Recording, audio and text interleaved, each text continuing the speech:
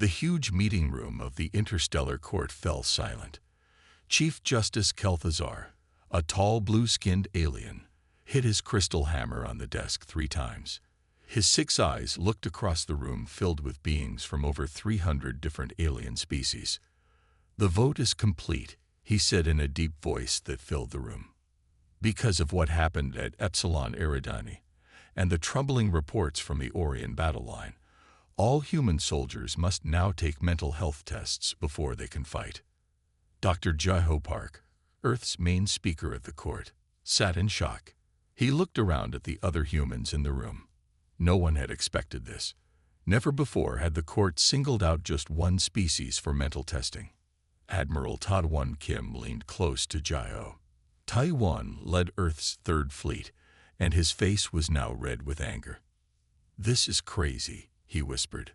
"Our soldiers follow all the rules. What are they really trying to do?" Jaiho sighed and rubbed his tired eyes. "They fear what they don't understand. After what Captain Sunmi did at Epsilon Eridani, she saved an entire planet from being bombed." Taiwan said, his voice rising a little. "Yes," Jaiho replied, "by flying her damaged ship straight into the enemy mothership while laughing over the radio. That recording has been playing on every screen across the galaxy." As the meeting ended, an alien named Du-hyun approached Jaiho. Du-hyun worked for the High Commissioner of the galaxy. "The testing rules will be sent to Earth within 1 standard month," Du-hyun said, his green skin glowing slightly under the lights. "The court suggests you follow them, or human ships may not be allowed in Coalition space." Jaiho nodded grimly. The message was clear: do as told or be cut off from the rest of the galaxy. Earth couldn't afford to be alone, not with the Krell aliens attacking the outer colonies. Later that day, Sergeant Hejun sat at a bar on the space station. The bar was popular with soldiers from many species. News of the court's decision had spread quickly, and Hejun found everyone staring at him. "Is it true your kind enjoys fighting?" asked a Tralaxian officer. The alien's tentacles waved nervously as it spoke. Hejun took a drink and shook his head. "We don't enjoy killing, if that's what you're asking. We just don't give up. Ever." The Tralaxian's skin turned pale blue. "But reports say humans sometimes smile during battle. That you make jokes when facing death. It's called gallows humor," Hejun said with a shrug. "Helps us deal with stress."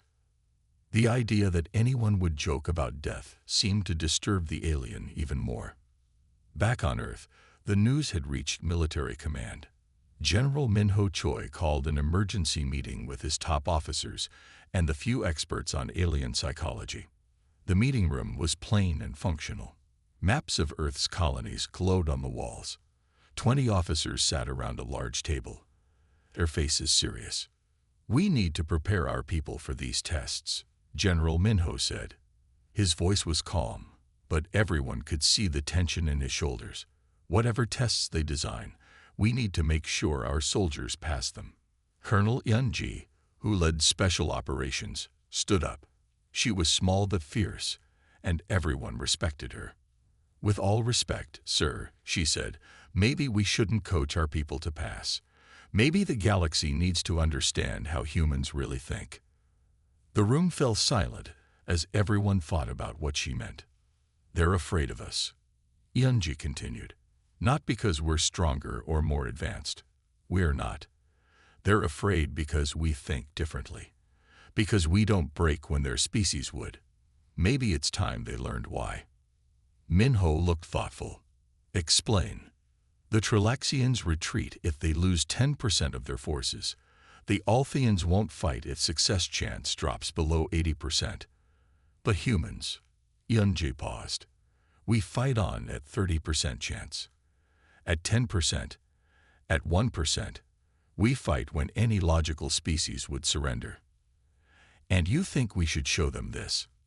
asked another officer. "I think hiding who we are won't help in the long run," said Yunji. "The Krell are coming. The Coalition needs us as we are, not pretending to be something we're not." 2 days later, Jai-Ho and Tai-One watched recordings of alien battles.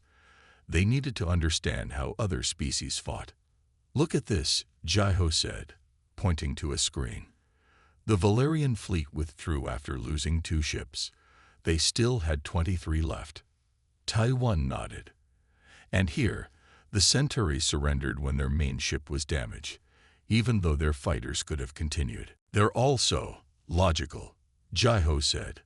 "They fight until the odds turn against them, then they stop. And we don't," Tai-One said. "We fight hardest when the odds are worst." The door opened, and Captain Sun Li walked in. She was a hero to humans after Epsilon Eridani, but now the court wanted to study her mind. "You wanted to see me, Admiral?" she asked Tai-One. "Yes, Captain. Please sit." Tai-One gestured to a chair. "The court will want to examine you first. You're the reason for this whole mess." Sun Mai sat down, her face calm. "What should I tell them?" Jai-Ho leaned forward. "The truth. When you flew your ship into the Krell mothership, what were you thinking?" Sun Mai looked surprised at the question. "I was thinking I had one working engine, half my crew was dead, and I could still do damage before we went down." "Were you afraid?" Jai-Ho asked. "Of course," she said simply. "But fear doesn't matter when the job isn't done." Jai-Ho and Tai-One exchanged glances. "That," said Jai-Ho, "is exactly what they don't understand." 1 week later, Chief Alien Psychologist Dr. Xanthar arrived on Earth to set up the testing centers. He was an Althean, a species known for their mind-reading abilities. Jai-Ho met him at the landing pad in Seoul. Rain fell lightly as they walked to the waiting car. "I must say, Dr. Park, we are very interested in studying human minds," Xanthar said. His purple eyes blinked rapidly in the rain. "Your species has always been puzzling." "How so?" Jai-Ho asked, though he knew the answer. "Your risk assessment seems flawed. Your soldiers often take actions that ensure their own destruction." "We call that sacrifice," Jai-Ho said. "Sometimes one life can save many. But self-preservation is the most basic instinct," Xanthar said, clearly confused. "Not for us," Jai-Ho replied. "Not always." That night, Sergeant Hejun sat with his squad in the barracks. They would be tested next week, and everyone was nervous. "Should we lie?" asked Private Jamin, the youngest of the group. "Tell them what they want to hear." Hejun shook his head. "No. We tell the truth. We are what we are." "And what are we?" asked another soldier. Hejun thought for a moment. "We're the species that keeps fighting when smart aliens would give up. We're the ones who laugh in the face of death because it beats crying. We're the ones who run toward danger when everyone else runs away." "They think we're crazy," said Private Jamin. "Maybe we are." Hejun smiled. "But sometimes the galaxy needs crazy." The first testing center opened 3 days later. The line of soldiers waiting to be examined stretched around the block. Some were nervous, some angry, but all were determined. Inside, Dr. Xanthar prepared his equipment. His assistant, a tall green Valerian named Dr. Mektool, looked through the window at the waiting humans. "There are so many," Mektool said, "and they all have this intensity." "Yes," Xanthar agreed. "I can feel their emotions even from here. Such strong feelings. Determination, pride, even amusement." "Amusement?" Mektool seemed confused. "They find this funny." "Some do." Xanthar checked his mind-scanning device. "Humans often laugh at things that would terrify other species.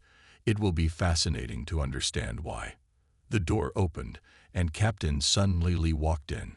She stood straight, her uniform perfect, her eyes clear and direct. "Captain Li," Dr. Xanthar said, "thank you for coming. You are the first. Your case is special interest." "So I've been told," she said calmly. "We have reviewed the records from Epsilon Eridani. You were laughing as you flew your destroyed ship into the enemy vessel. Why?" Sun Li looked at him, her face serious. "Because we had won. Because they thought they had beaten us. but they were wrong. "But you died," McToole said, then quickly corrected himself. "I mean, you would have died if the emergency teleport hadn't worked." "Yes," Sunmai said simply, "but so did they." The alien doctors looked at each other, clearly troubled. The tests had barely begun, but already they were seeing something they didn't understand. Something that would change the galaxy forever. 3 months passed quickly. Testing centers had been set up in 4 major cities on Earth. Thousands of human soldiers waited their turn to be examined by alien doctors. Dr. Xanthar sat in his office in Seoul, looking at the results from the first 100 tests. His purple eyes were tired. Nothing made sense to him. "Dr. McToole," he called to his assistant, "please look at these results again." "Am I missing something?" The tall green Valerian came over. "What troubles you, doctor?" "These patterns." Xanthar pointed at the brain scans on his screen. "Human soldiers show normal fear responses. Their bodies release stress chemicals just like any species. But then, they ignore them. Ignore their own fear." McToole seemed confused. "Yes, look at Captain Sunmi's results." He pulled up her file. When shown the simulation of certain death, her fear levels spiked here and here, but her decision-making was not affected. It's as if the fear exists but doesn't matter. McToole looked troubled. "That's not normal." "No," agreed Xanthar. "It's not." In another testing room, Sergeant Hejun sat across from Dr. Kailovx, a blue-skinned Centauri expert on battle shock. "Sergeant, I want to show you a recording," she said, touching a screen between them. The screen lit up. It showed Hejun and his squad during the Battle of Ta City. Their ship was badly damaged. 3 soldiers were hurt. Enemy ships surrounded them. In the recording, Hejun spoke to his team. "Well, this is a fine mess. Anyone bring snacks?" "No." "Then I guess we'll have to fight our way out before lunch." His squad laughed, even as the ship shook from enemy fire. Dr. Kailovx paused the recording. "Why did you joke at such a serious time?" Hejun thought about it. "It eases tension. Helps people think clearly." "But you were facing death," she pressed. "Yes. And that's funny." Hejun smiled slightly. "No, death isn't funny. But fear can freeze you. Humor breaks that ice." Kailovx made notes on her pad. "And in this next part, you led a charge against enemy forces that outnumbered you 3-1. Why not surrender?" "Surrender wasn't an option," Hejun said simply. "Why not?" "Your deaths were almost certain." "Almost," Hejun repeated, "but not completely. And while we live, we fight." Dr. Jeho Park was allowed to observe some of the tests. He watched through a window as Private Jamin, a young soldier from Hejun's squad, answered questions. In this simulation, the alien doctor was saying, "You jump on a grenade to save your squad. Why would you do this?" Jamin looked confused by the question. "Because 1 death is better than 5. "But it is your death," the doctor said. "Yes. So why would you value the others above yourself?" Jamin struggled to explain something that seemed so basic to him. "Because that's what soldiers do. We protect each other. We protect civilians. That's the job." The alien doctor made notes, looking troubled. Jeho sighed. They really didn't understand humans at all. Admiral Ta-1 Kim met with Earth's military leaders. On screens around the room, the faces of colony commanders looked worried. "What's the status of the evaluations?" asked General Minho. "Not good," Ta-1 said. "The aliens think our soldiers have mental problems. They don't understand why we fight as we do." "Have they blocked any deployments yet?" asked a colony commander. "Not yet," Ta-1 answered. "But I'm hearing rumors. The coalition is debating whether human ships should be allowed in certain sectors." Colonel Yunji spoke up. "This is getting dangerous. The Krell aren't waiting while the aliens study our brains. They've attacked 3 outer systems this month. And the coalition response? Asked Minho. Minimal, said Tadwan. Their ships retreat when losses reach 10%. The Krell have figured this out. They press hard, cause a few losses, and watch the coalition forces pull back, while human colonies are left exposed, Yunji added bitterly. Minho looked at the star map on the wall. Red dots showed Krell advances. How long before they reach the main colonies?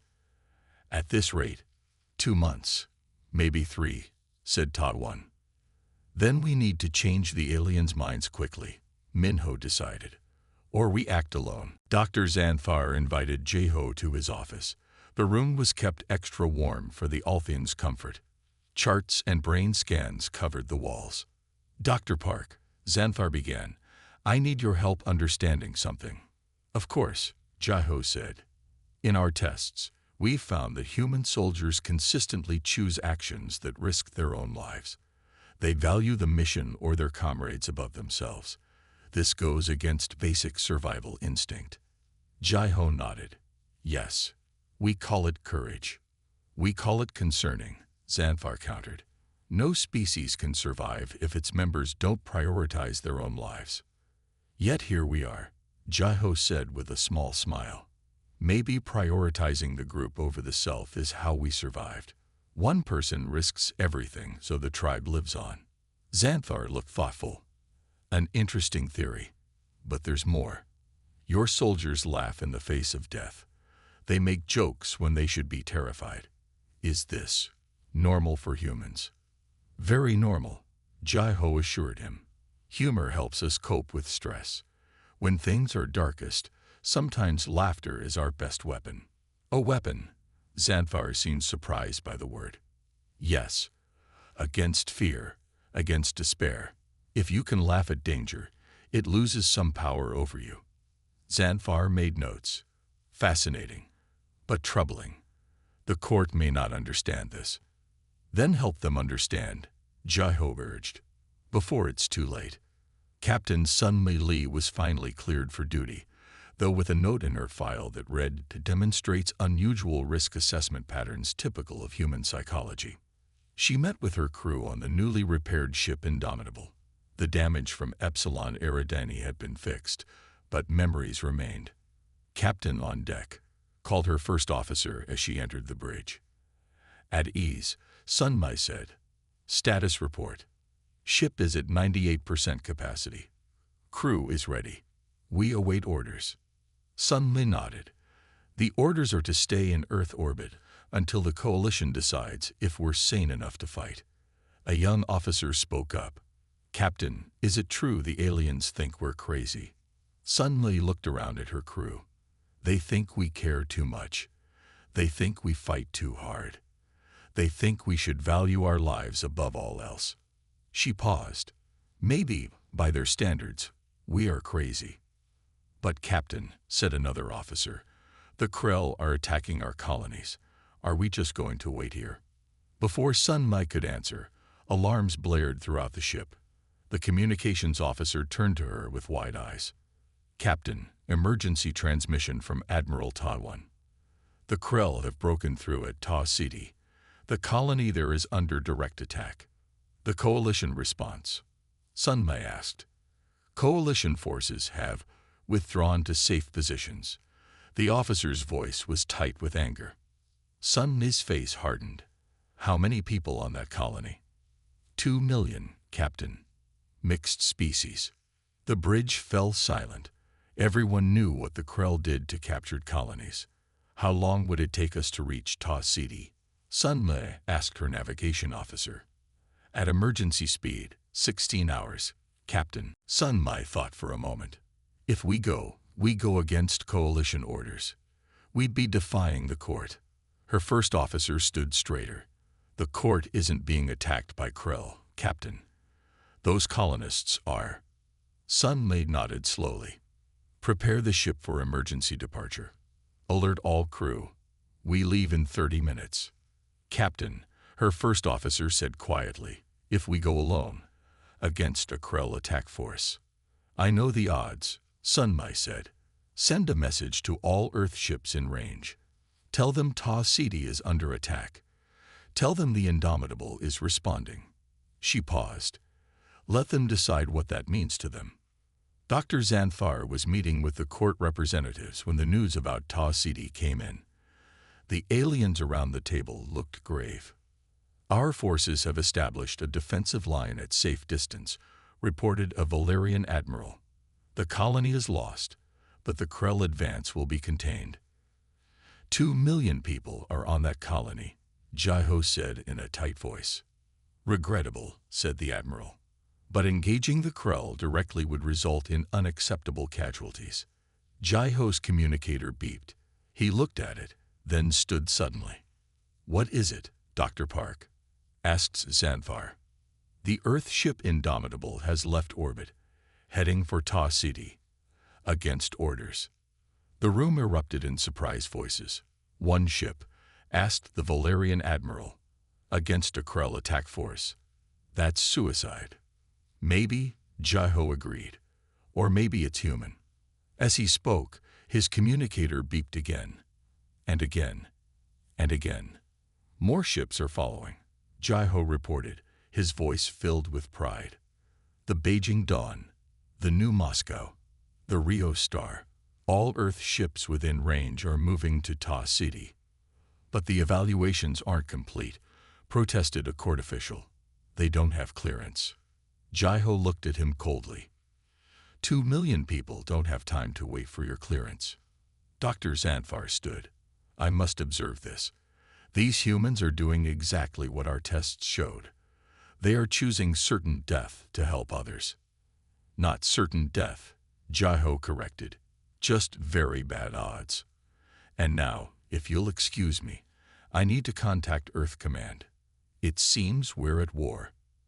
As Jaiho left the room, Zanfar turned to his colleagues. "I think we've been asking the wrong question. Not, why do humans ignore survival instinct, but what do they know about survival that we don't?" The answer was racing toward Ta City at emergency speed. The human fleet raced toward Ta City. 12 ships in all had answered the call. It wasn't much against the 30 Krell warships attacking the colony, but it was all Earth could send in time. On the bridge of the Indomitable, Captain Sun Mi studied the battle plans one last time. "We'll arrive in 5 hours," her first officer said. "The Krell will have noticed us by then." Sun Mi nodded. "Good. I want them to see us coming. I want them to know they have a choice: leave or fight us." "They'll choose to fight," said the weapons officer. "Krell always fight." "So do we," Sun Mi said with a small smile. She touched a button on her chair. "This is the captain speaking. All hands, prepare for battle. We are now 4 hours from Ta City. The colony there is under attack. 2 million people are counting on us." She paused, looking around at her bridge crew. "I won't lie to you. We are outnumbered. The odds are bad. Coalition forces have pulled back. We go alone." Another pause. "But we go, because that's what humans do. We stand between the innocent and those who would harm them, no matter the cost." Throughout the ship, crew members listened. Some looked afraid, others determined, but all continued their work. Preparing weapons, checking shields, making sure every system was ready. In the Interstellar Court Station, an emergency meeting was called. The coalition leaders argued loudly. "The human ships must be ordered to turn back," shouted the Valerian admiral. "They will be destroyed." "They're not answering our calls," said another official. "They've gone silent except for broadcasts to each other." Admiral Tawan sat calmly in this storm. Jaiho Park stood behind him, watching the aliens argue.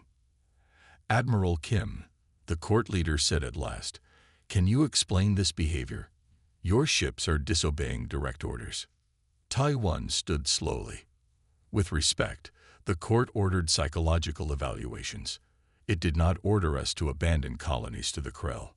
Our forces have established a containment line," began the Valerian. "A line that leaves millions to die," Taiwan cut in. "That is not acceptable to humans." "So you would rather throw away more lives?"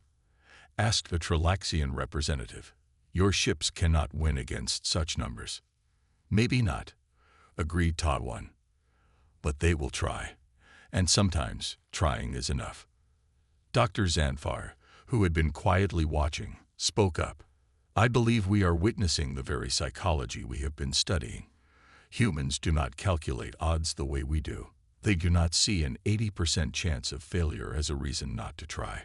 That's irrational, said the Valerian. Perhaps, Xanthar said. Or perhaps it is a different kind of reason. One based not on personal survival, but on values. On the edge of the Tav Ceti system, the human fleet dropped out of faster-than-light travel. Ahead, they could see the flashes of weapons as Krell ships bombarded the colony's shields. The colony was built on a large moon orbiting a gas giant. Its shields still held, but they were weakening. Once they failed, the Krell would land troops. And then the killing would begin.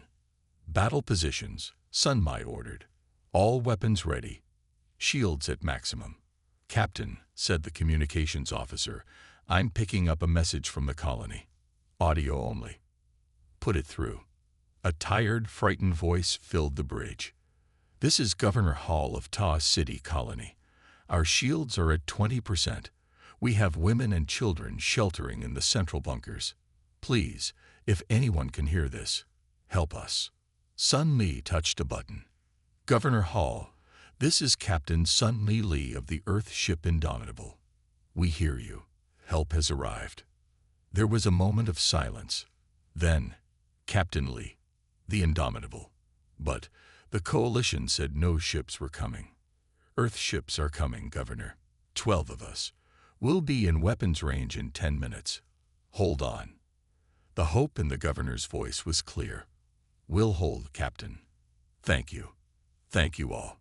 Sun Mi turned to her tactical officer. Show me the Krell formation. A hologram appeared above the bridge. 30 red dots showed the Krell ships. They were arranged in a half-circle around the colony, bombarding it steadily. They haven't noticed us yet, said the tactical officer. They're focused on the colony. Not for long, Sun Mi said. All ships form attack pattern Delta. We go straight for their center. Captain, warned her first officer, if we split their formation, half their ships will be behind us. Yes, Sun Mi agreed, but the other half will be in front of us. And those are the ones we kill first. In the court meeting room, a large screen showed the approaching battle. The alien leaders watched with a mix of shock and interest as the human ships formed a tight arrow formation and accelerated toward the Krell. What are they doing? Asked the Valerian admiral. That's not a standard attack pattern. Ta-1 actually smiled. No, it's not. It's a human pattern. They're not trying to win by normal means. They know they can't. Then what are they trying to do? They're trying to save as many colonists as possible before they die. The room fell silent at this blunt assessment. Dr. Zanfar spoke up again. You knew they would do this, didn't you? You knew they would go, even without orders. Of course, Ta-1 said simply. They're human. The Krell finally noticed the approaching ships when they were just minutes away. The large insect-like aliens were not used to being attacked. Usually, their enemies retreated. The Krell commander ordered 10 ships to break off from the colony attack and deal with these newcomers. It kept the rest focused on breaking the colony's shields. They've seen us, said Sun Mi's tactical officer. 10 ships moving to intercept. Just 10. Sun Mi raised an eyebrow. They underestimate us. Good.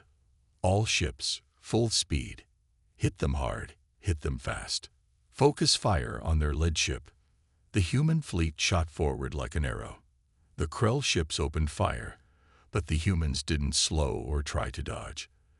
They took the hits on their shields and kept coming. All 12 human ships fired at once. Their combined firepower tore through the lead Krell ship's shields. It exploded in a ball of flame. First blood to us, Sun Mi said. Keep going. Straight through their line. The human ships plowed into the Krell formation, firing in all directions. 3 more Krell ships exploded, but 2 human ships were badly hit. The Beijing Dawn is in trouble, reported the communications officer. Their engines are failing. On the screen, Sun Mei could see the Beijing Dawn slowing, taking heavy fire from 3 Krell ships. Can we help them? She asked. Not without breaking formation, said her tactical officer. If we scatter now, the Krell will pick us off one by one. Sun Mi's face was grim. Stay on course. The Dawn knows what to do. On the Beijing Dawn, Captain Sung saw his ship dying around him. Fires burned on 3 decks. The engines were failing. Shields were almost gone. Set collision course with the nearest Krell ship, he ordered. His first officer looked at him. Sir, you heard me. If we're going down, we're taking them with us. The Beijing Dawn turned sharply, using its last engine power to aim directly at a Krell cruiser. The Krell ship tried to turn away, but it was too slow. The Dawn slammed into it at high speed. Both ships exploded in a massive fireball. In the courtroom, the aliens watched in shock. They deliberately crashed their ship, said the Valerian admiral. Why would they do that? Taiwan's voice was quiet. Because a dead ship can still kill. That's a lesson the Krell are learning today. On the screen, the battle continued. The human ships had broken through the first line of Krell defenders and were now attacking the ships bombarding the colony. The colony shields are at 5%, reported an aide. They'll fail any minute. And when they do, said Taiwan, the Krell will find humans between them and their prey. Not an enviable position. Dr. Zanfar watched the battle with growing understanding. They're placing themselves between the danger and those they protect, just like in our test scenarios. Yes, said Jaiho, but this isn't a test. This is who we are. The Indomitable shook as Krell weapons fire hit its shields. On the bridge, a power conduit exploded, sending sparks flying. 3 crew members were thrown from their stations. Shields at 40%, reported the systems officer. We can't take much more of this. Sun Mei looked at the tactical display. 8 human ships remained. They had destroyed 12 Krell ships, but 18 still fought. And the colony's shields had just failed. New plan, Sun Mei said. All ships form defensive ring around the colony. Nothing gets through us. Nothing. The human ships moved into position, creating a wall of steel between the colony and the Krell. Every Krell ship that tried to approach the now unprotected colony had to face human guns first. Captain, said the communications officer, I'm getting a signal from Earth Command. Admiral Taiwan is ordering us to hold position. Help is coming. Sun Mei raised an eyebrow. Help? From where? As if in answer, new signals appeared on the tactical display. Many signals, coming fast. Captain, her tactical officer's voice was excited. I'm reading 20 coalition warships entering the system. They're moving to attack the Krell. Sun Mei allowed herself a small smile. Well, it seems the coalition has changed its mind. In the courtroom, Taiwan stood before the alien leaders. You have seen what humans do, he said. We fight when the odds are against us. We die for those who cannot protect themselves. We place ourselves between innocence and harm. He looked around the room. Now you must decide. Will you fight beside us, or will you watch as we fight alone? The alien leaders looked at each other. Then, one by one, they stood. The coalition will fight, said the court leader. All available ships move to Ta City. The Krell must be stopped. Taiwan nodded in satisfaction. Thank you. As the aliens left to give orders, Dr. Zanfar approached Taiwan and Jaiho. I think, he said, I am beginning to understand humans. Your test results weren't showing mental problems. They were showing a different kind of sanity. Jaiho smiled. Yes, our kind of sanity. Zanfar looked thoughtful. A willingness to die for others. A refusal to accept defeat. These are not flaws in your psychology. They are its strengths. Now you're getting it, Taiwan said. And perhaps just in time. The battle for Ta City raged for 6 hours. The human ships, though damaged and outnumbered, held their protective ring around the colony until coalition forces arrived. Together, they drove back the Krell fleet. It was not a victory without cost. Of the 12 human ships that had first come to help, only 5 remained. The others had gone down fighting, each taking Krell ships with them. The Indomitable was barely holding together. Its hull was breached in 17 places. 3 of its 4 engines were dead. But still it fought, Captain Sun Mei refusing to retreat even when her ship burned around her. When the last Krell ship finally fled the system, a ragged cheer went up across all the human vessels. They had won. The colony was safe. 1 week later, the Interstellar Court met again.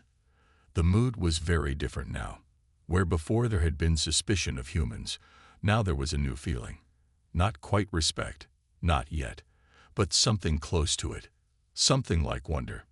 Chief Justice Kel'Thuzar called the session to order. The room was packed with representatives from all coalition species. Many stood along the walls, unable to find seats. "We are here," began the Chief Justice, "to review the mandate requiring psychological evaluations for human soldiers." He looked around the room, his 6 eyes blinking slowly. "In light of recent events at Tau Ceti and the unexpected actions of human forces, we have asked Dr. Zanfar to present his findings." Dr. Zanfar walked to the center of the room. He looked tired but excited, like someone who had made a great discovery. "Honored representatives," he began, "when I started evaluating human soldiers, I was looking for problems, for flaws in their thinking that made them take unusual risks, that made them fight when logic said they should retreat." He activated a hologram showing brain scans. "I found that human brains register fear just like ours do. They feel pain as we do. They value their lives as we do." He paused. "But they have something else, something I did not understand until Tau Ceti." The hologram changed, showing Captain Sun Mi's brain during a simulation where she had to choose between her life and saving others. "Look here," Zanfar pointed. "When faced with self-sacrifice, this part of the brain lights up. A part we have too, but use differently. For humans, the act of protecting others triggers a reward response. It feels right to them. It feels necessary." Murmurs spread through the room. What humans call courage, what humans call duty. These are not just words to them. They are built into their minds, into their hearts. They do not ignore fear. They feel it, but they have evolved to go beyond it, to act despite it when others need them. He showed footage from the battle. The Beijing Dawn ramming a Krell ship, the Indomitable taking hit after hit but refusing to break formation. Human crews working even as their ships burned around them. "This is not madness," Zanfar declared. "This is not a flaw. This is humanity's greatest strength. They can face impossible odds because they care more about protecting others than protecting themselves." In the Tau Ceti hospital, Captain Sun Mi lay in a bed, her body covered in burns and bandages. She had been the last to leave her ship before it finally gave out. 23 of her crew had died. The rest were injured, but alive. Admiral Ta-One and Dr. Jiho visited her. They stood by her bed, looking down at the wounded captain. "The colony?" she asked, her voice weak. "Safe," Ta-One assured her. "All 2 million people safe, thanks to you and your crew." Sun Mi nodded slightly, then winced at the pain. The Indomitable. Tai-One's face grew sad. Gone. It held together just long enough for everyone to get off. Then it broke apart. Sun Mi closed her eyes for a moment. "Good ship. Saved us twice." Jai-Ho leaned closer. "Captain, there's something else you should know. The court is meeting right now. Dr. Zanfar is presenting his findings about human psychology." "Let me guess," Sun Mi said with a small smile. "We're all crazy." Jai-Ho smiled back. "Actually, the opposite. I think they're finally beginning to understand us." In another part of the hospital, Sergeant He Jun sat beside the bed of Private Jamin. The young soldier had been badly wounded when his ship, the Rio Star, took a direct hit. Doctors weren't sure if he would walk again. The aliens are all talking about us, Ho-Jun told him. They can't believe we fought like we did. Jae-min's eyes were tired but clear. We did what anyone would do. That's just it, Ho-Jun said. Not anyone would. Not the Trilaxians. Not the Valerians. They wouldn't have come at all. Jae-min thought about this. Then I feel sorry for them. Why?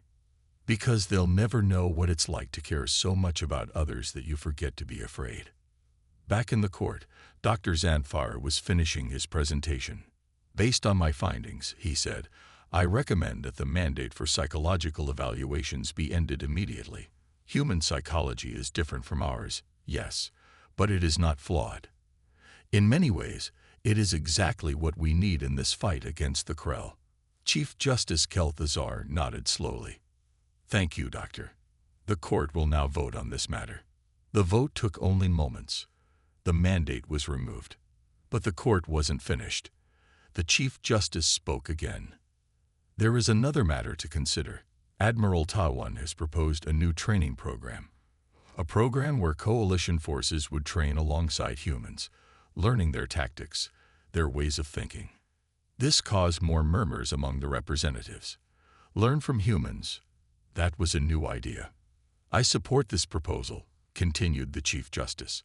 What we have seen at Ta City shows that there is much we can learn from our human allies. Their courage, their determination, what is the word, Dr. Jaiho? Humanity, Jaiho suggested. Yes, their humanity. These are qualities we would do well to understand better. The vote on this proposal took longer. Not everyone was ready to see humans as teachers. But in the end, it passed.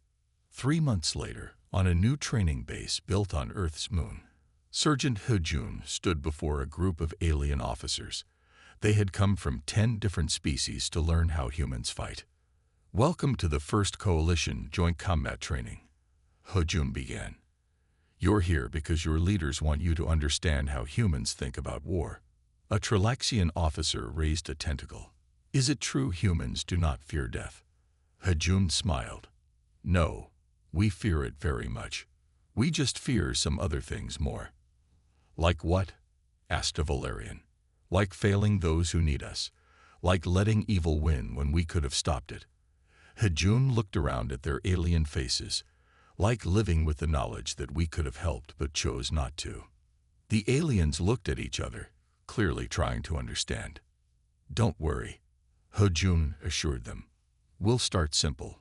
Today, we're going to learn about something humans call having each other's backs. It means protecting your team no matter what. Even at risk to yourself, asked the Valerian.